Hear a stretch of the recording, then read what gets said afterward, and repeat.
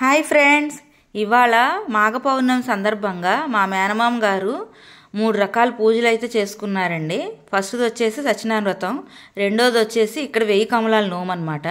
ఇవన్నీ పూజ అయితే ఇంకా స్టార్ట్ చేయలేదు, రెడీ చేసి డెకరేషన్ చేసి అయితే అట్టి పెట్టారు.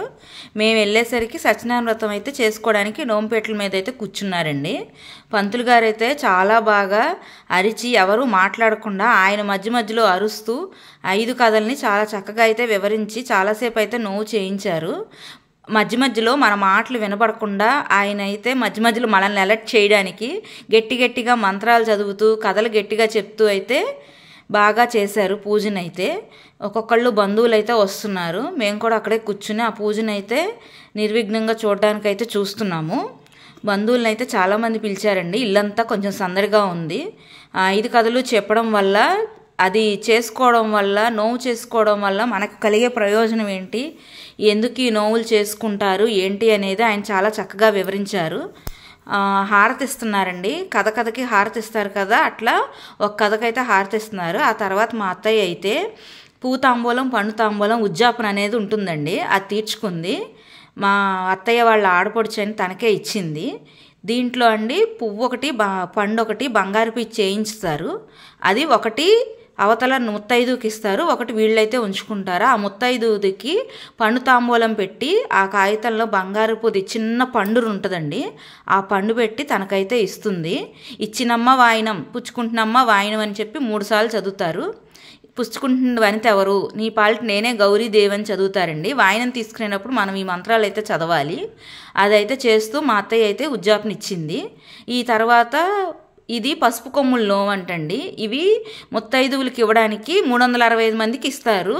ప్రతి నోములో తనకు వీలైనంత వరకు కొద్దిగా తీర్చుకుంటూ వచ్చి లాస్ట్కి 11 బ్యాలెన్స్ ఉన్నాయని చెప్పి ఈరోజు వచ్చిన ముత్తైదువులకైతే ఇచ్చేసుకుంది. ఇక్కడతో ఈ నోము కూడా కంప్లీట్ అయిపోయినట్టే. దీని తర్వాత ఉజ్జాపన వాళ్ళ మేనత్తకైతే ఇచ్చారండి. ఆవిడ పెద్ద ముత్తైదు అనమాట. ఆవిడికి ఇచ్చి ఆవిడ ఆశీర్వాదం కూడా తీసుకున్నారు. ఆవిడ మేనత్తకి ఎట్లా ఇస్తారనేది ఇప్పుడు మీకు చూపిస్తున్నా చూడండి. ఇదిగోండి, ఒక ప్యాకెట్ నిండా వాటికి కొలత ఉంటుంది, మినిమం ఇన్ని కేజెస్ అని. ఆ పళ్ళెల్లో జాకెట్ ముక్క, తాంబూలం, ఈ పసుపు కుంకుమ అవన్నీ ఇచ్చి మంచి చీర అయితే పెడతారండి. ముత్తైదుని గౌరవించే పద్ధతి పసుపు కుంకాలే కదండి, అందుకని మెయిన్గా దానికైతే పసుపు కుంకాలు ప్రిఫర్ చేస్తారు. ఏ నోమైనా అంతే కదండి. ఇది వచ్చేసి 1000 కమలాల పూజ అనమాట.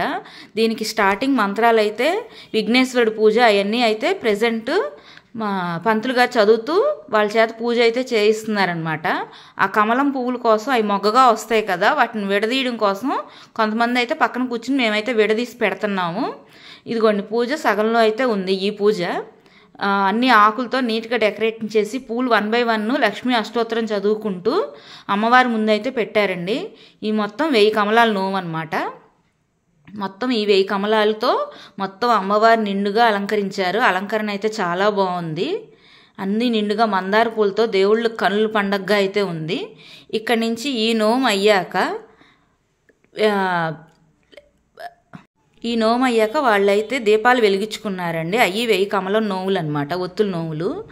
ఈ నోము యొక్క విశిష్టత అనేది పంతులు గారు బాగా చక్కగా వివరించారండి. పెద్దవాళ్ళకి సేవ చేయాలి, ఎవరు చెప్పినా మంచి మాటలు అయ్యే చెప్తారు కదా, అత్తమామలను గౌరవించాలి, భర్తను గౌరవించాలి, మనం చేసే ఏ మంచి అయినా భర్తకి ఎలా కలిసి వస్తుంది, అట్లాగే భార్య ఎలా పూజిస్తే భర్తకి ఎలా మేలు కలుగుతుంది ఏంటి అనేది చాలా చక్కగా వివరించారు.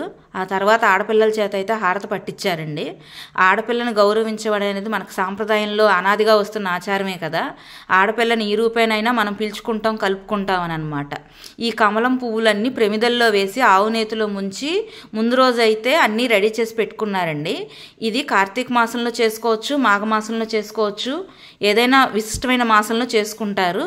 వీళ్ళైతే మాఘమాసంలో చేసుకున్నారండి. ఇవంతా ముందు రోజు నైటే డెకరేట్ చేసి పెట్టేశారు. ఆ తర్వాత ఒక్కొక్క దాని మీద కర్పూరం బెళ్ళబెట్టి మొత్తం ఈ కమలం పువ్వులన్నిటినీ, ఈ ఒత్తులన్నిటినీ అయితే వెలిగించారు. చాలా దేదీప్యమానంగా చాలాసేపు అయితే వెలిగినాయి. అందరూ దీని చుట్టూ ప్రదక్షిణం కూడా చేయొచ్చు. వీళ్ళ వరకే, ఫ్యామిలీ వరకు ఒక్కొక్కళ్ళ వరకు ఒకళ్ళ తర్వాత ఒకళ్ళు ఆ ఒత్తులు అయితే 1000 ప్రమిదల్ని వెలిగించారు. ఇల్లు చాలా నిండుగా చాలా దేదీప్యమానంగా అయితే ఉంది.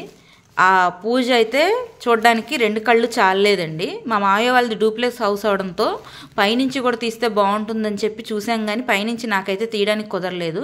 కానీ చాలా బాగా చేశారండి. ఇలాగే మేనమామ ఇల్లు అంటే మన ఇల్లే కదండి. పుట్టిన తర్వాత ఏ ఇల్లు మనకి సౌకర్యంగా ఉంటుంది ప్లస్ సొంతం అనుకుంటాము, అదే మేనమామ ఇల్లు అండి. ఆ మేనమామే మాకు ఈయనమాట, మా పెద్ద మేనమామ. చిన్న మామయ్య కూడా ఉన్నారు, ఆయన తర్వాత కనిపిస్తారు. తర్వాత వచ్చేసి వాళ్ళకి నోవు నోచుకున్నందుకు మనం అందరం బట్టలు పెడతాం కదండి, అలా ఒక్కొక్కళ్ళు అయితే బట్టలు పెట్టారు. మా ఫ్యామిలీ అంతా చాలా ఫన్గా నడుస్తుందండి. ఎప్పుడు లాస్ట్లో ఇలా భోజనాలు పెట్టి అయితే వచ్చిన గెస్ట్లకి మర్యాద చేస్తాం కదండి, భోజనాలు అయితే పెట్టారు. చాలా ప్లెజెంట్గా పెట్టారు. రిటర్న్ గిఫ్ట్స్ కూడా మా అత్తయ్య ఇచ్చింది, జర్మన్ సిల్వర్వి, వెండివి.